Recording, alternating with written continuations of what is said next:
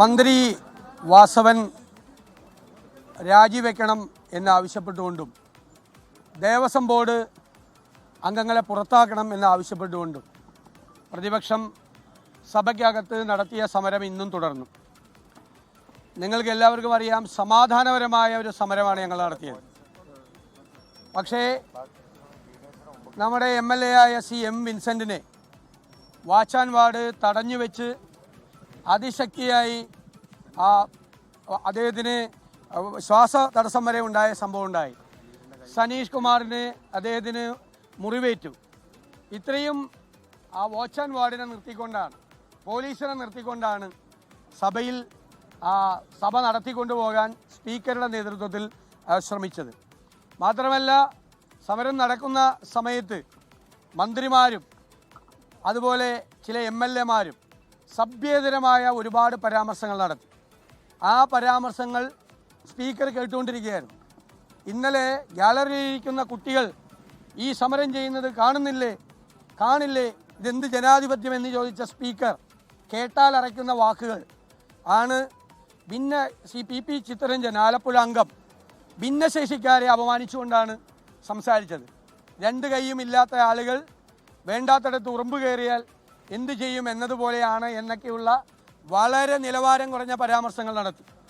മന്ത്രി ഗണേഷ് കുമാർ കിട്ടിയ അവസരത്തിൽ അദ്ദേഹത്തിൻ്റെ വ്യക്തിപരമായ വിരോധം തീർക്കാൻ KSRTCയിലെ INTC യൂണിയൻ്റെ പ്രസിഡന്റ് കൂടിയായ M വിൻസെൻറ്റിനെ കുറിച്ച് വളരെ തെറ്റായ പരാമർശങ്ങൾ നടത്തി.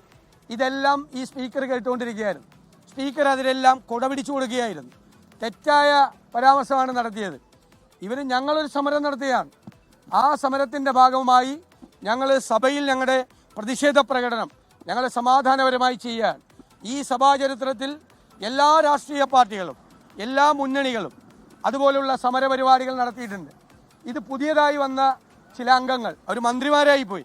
അവരാദ്യമായിട്ടാണ് ഇത് നടക്കുന്നത് എന്നുള്ള രീതിയിലാണ് വളരെ മോശമായിട്ടുള്ള പരാമർശങ്ങൾ നടത്തിക്കൊണ്ടിരിക്കുന്നത്. മന്ത്രി രാജേഷും മന്ത്രി രാജീവും തുടരെ പ്രതിപക്ഷത്തെ അവഹേളിക്കുന്ന തരത്തിലുള്ള പരാമർശങ്ങളാണ് നടത്തുന്നത്. അത് ജനാധിപത്യ വിരുദ്ധമായ കാര്യങ്ങളാണ്. ഒരു പാർലമെന്ററി കാര്യമന്ത്രിയുടെ ആദ്യത്തെ ജോലി സഭ നന്നായി നടത്തിക്കൊണ്ടുപോകാനുള്ള സാഹചര്യം ഉണ്ടാക്കുകയാണ്. ഇവിടെ മന്ത്രി രാജേഷ് ചെയ്യുന്നത് സഭ എങ്ങനെ അലങ്കോലമാക്കാൻ ചെയ്യുമെന്നുള്ളതാണ്. അത് തന്നെയാണ് നിയമമന്ത്രിയും ചെയ്യുന്നത്. ഒരു പാർലമെന്ററി മന്ത്രിയും ചെയ്യാത്ത കാര്യങ്ങളാണ് ഇദ്ദേഹം ചെയ്യുന്നത്. ഇന്നലെ മുഖ്യമന്ത്രിയായിരുന്നു പ്രകോപനം ഉണ്ടാക്കിയത്.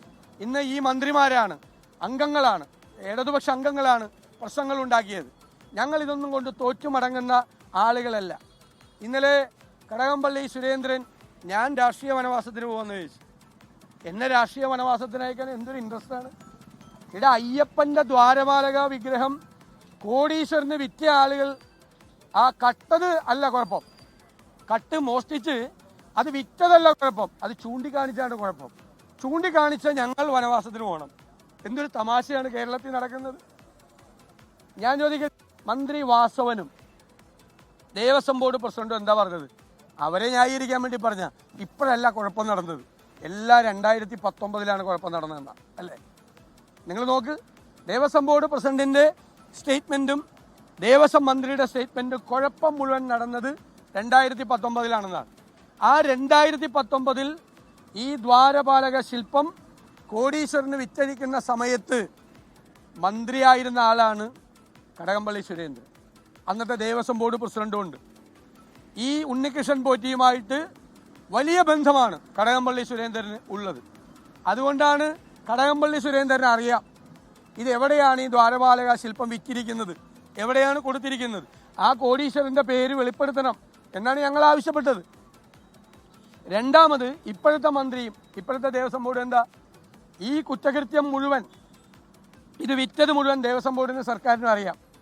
അത് അറിഞ്ഞുകൊണ്ട്, കോടതി പറഞ്ഞപ്പോഴാണ് നമ്മളെല്ലാം അറിയുന്നത്, അവർക്ക് നേരത്തെ അറിയാം. അത് അറിഞ്ഞുകൊണ്ട് 2025 ഈ വർഷം വീണ്ടും ഉണ്ണികൃഷ്ണൻ പോറ്റിയെ ക്ഷണിച്ചിരിക്കുകയാണ്. വീണ്ടും കക്കാനാണ്. അവിടുത്തെ വാതിൽ കൊണ്ടുപോയി, കട്ടളപ്പടി കൊണ്ടുപോയി, ദ്വാരപാലക ശില്പം കൊണ്ടുപോയി. ഇനി അയ്യപ്പൻ്റെ തങ്കവിഗ്രഹം മാത്രം അവിടെയുള്ളൂ. അതുകൂടി അടിച്ചുകൊണ്ട് പോയതിനെ കോടതി ഇടപെട്ടില്ലായിരുന്നെങ്കിൽ ഈ കള്ളന്മാർ ഇവരെല്ലാം ഈ കള്ളക്കച്ചവടത്തിന് കൂട്ടുനിന്നിട്ടുണ്ട്. അതുകൊണ്ട് അതിനെതിരായി ഇന്ന് കോൺഗ്രസിൻ്റെ നേതൃത്വത്തിൽ പത്തനംതിട്ടയിൽ സമരമുണ്ട്. വിവിധ ജാഥകൾ വരുന്നുണ്ട്.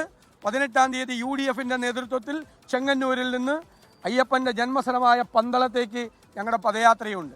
ഈ സമരം സഭയ്ക്കകത്തും പുറത്തും ഞങ്ങൾ തുടരുക തന്നെ ചെയ്യും. ലോകത്തെവിടെയായാലും ഏത് സമയത്തും 24 വാർത്തകളും ഓഗ്മെന്റഡ് റിയാലിറ്റി പാക്കേജുകളും എക്സ്പ്ലെയിനറുകളും വിശദമായി കാണാൻ ഞങ്ങളുടെ യൂട്യൂബ് ചാനൽ നിങ്ങൾക്ക് സബ്സ്ക്രൈബ് ചെയ്യാം.